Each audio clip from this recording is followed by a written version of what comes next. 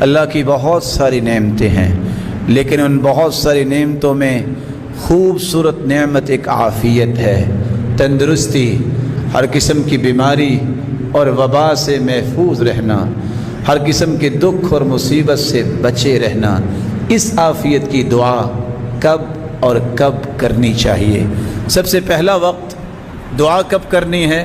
جب انسان بیدار ہو تو اللہ کے رسول نے دعا سکھائی ہے، الحمدللہ الذی رد علی روحی وعافانی فی جسدی وأذن لی بذکری۔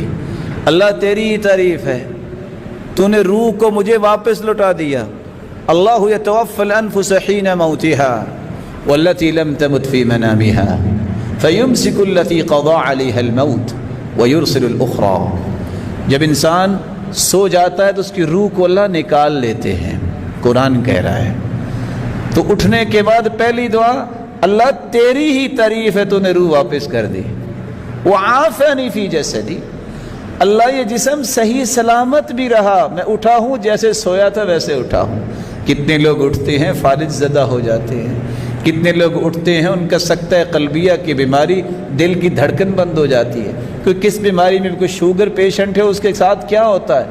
دعا کرنی چاہیے۔ وعافانی فی جسدی، اللہ تیرا شکر ہے تو نے میرے جسم کو کچھ نہیں ہونے دیا۔ وَأَذِنَ لِي بِذِكْرِي، اللہ میں اس پہ بھی تیری تعریف کرتا ہوں کہ تو نے اٹھتے کے ساتھ ہی مجھے اپنے ذکر کی توفیق بھی دے دی۔